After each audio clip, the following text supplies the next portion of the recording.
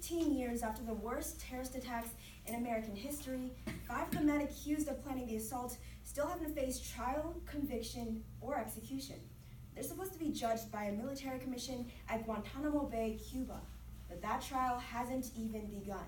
Many of the soldiers who now guard the 9/11 terrorists are too young to remember when the plane slammed into the World Trade Center.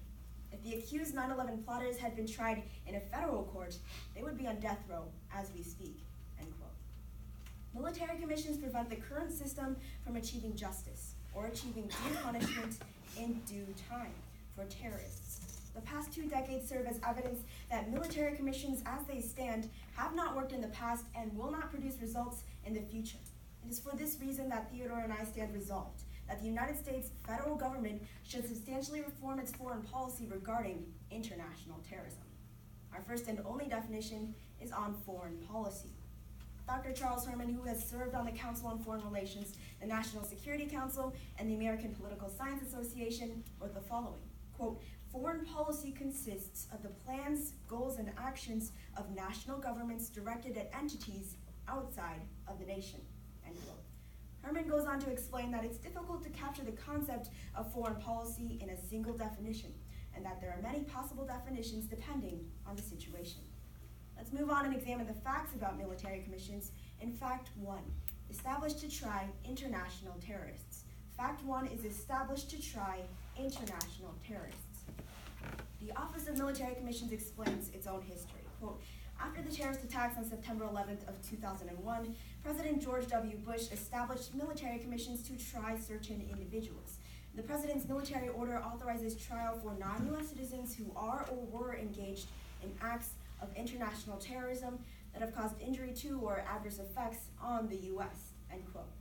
At the start, military commissions were distinct from federal courts in practices involving standards of evidence and treatment of detainees, but these practices were later declared unconstitutional.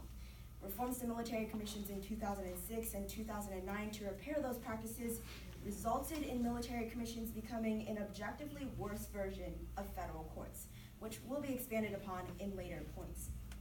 Despite the original intent to be effective at punishing terrorists, military commissions have failed, as seen in Fact 2, opposed by experts.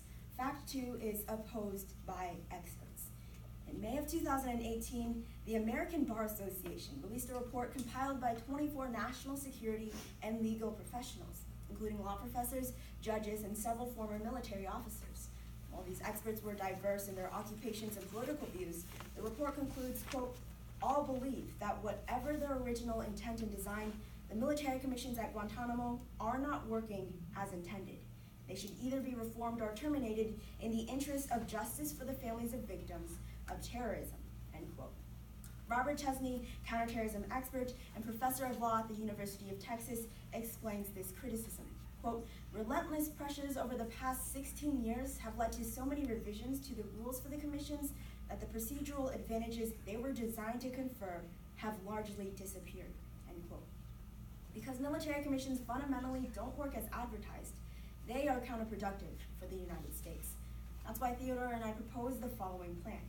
Mandate: military commissions will no longer be used to try international terrorists. Military commissions will no longer be used to try international terrorists. International terrorists will instead be tried in a federal court, and cases involving international terrorists will be exclusively handled in federal courts. Section 1033 of the National Defense Authorization Act of fiscal year 2019 will be repealed to allow the United States to transfer terrorists from Guantanamo Bay. These steps prevent an inefficient and ineffective military commission that inhibits the United States from providing due punishment in due time to terrorists. Our agency and enforcement is Congress, the President, the judicial branch, and any other necessary bodies. Our timeline is 1 year after the passage of an affirmative ballot. Our funding is through normal budgetary means, and additionally, we reserve the right to clarify our plan in future speeches. Let's now examine the primary justification of Article 3 federal courts, which is upholding justice.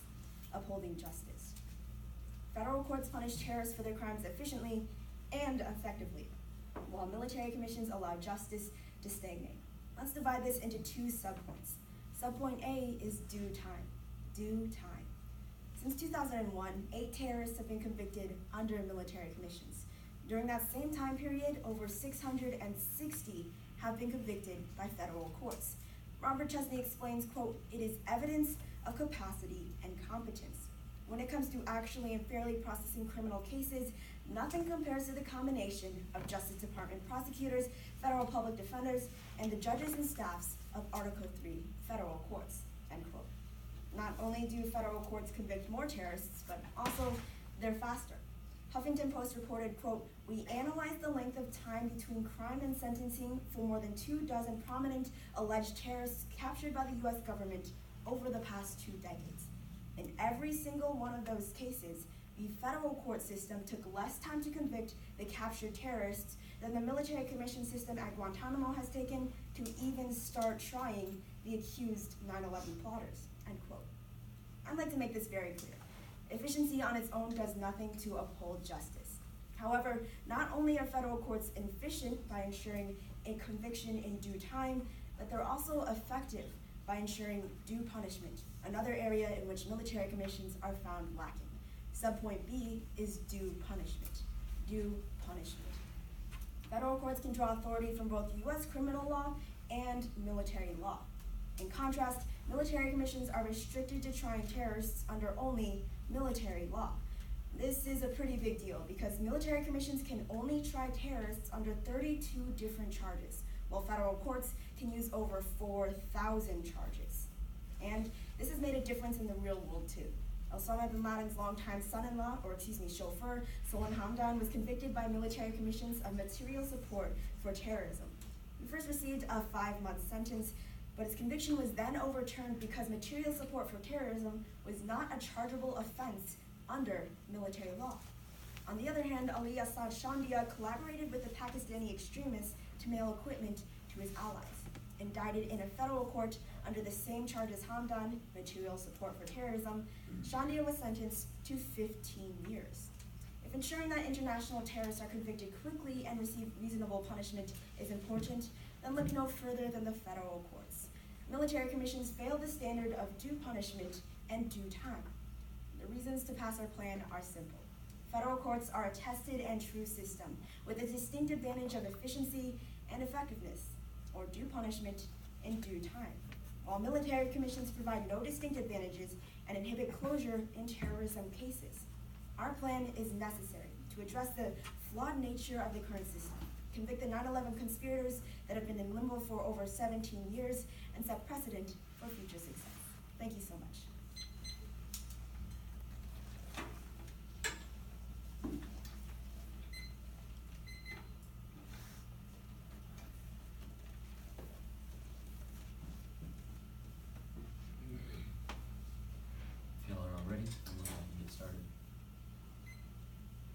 So firstly, can I get a copy of that 1AC? Yes. Perfect.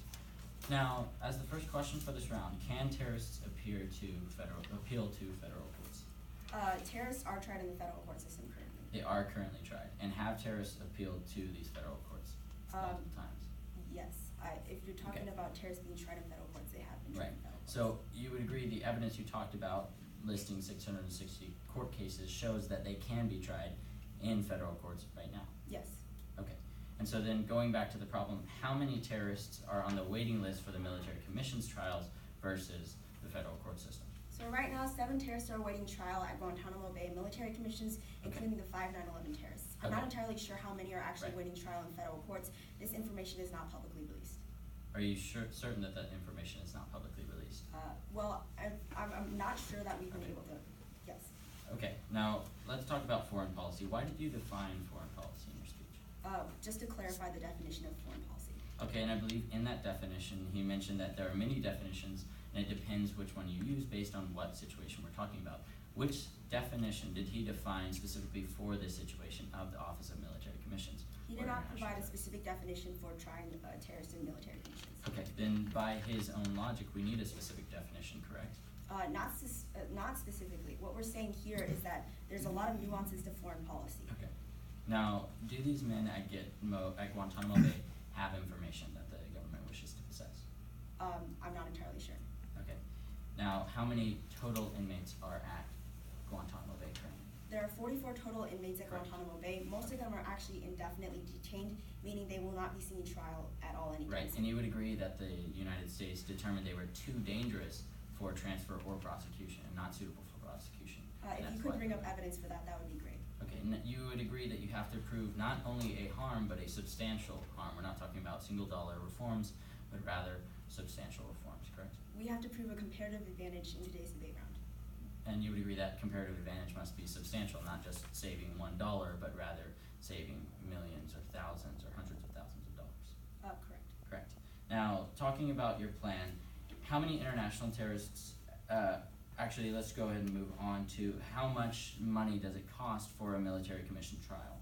I'm not entirely sure of the total cost of military commission trials. Those are still running since 2001, so I'm not entirely Okay. sure of how much it Now, will cost. Fact 2 talked about how it's opposed by experts. You said that these experts are from all different walks of life, but I believe they were from legal standpoints, correct? We also cited several Right. military officers And- who agreed with the legal experts of the situation. Did you read the citations from those military officers stating that the military commissions? We was can unfair? provide the credentials of everyone who agreed that military commissions needed to change if the negative team would like.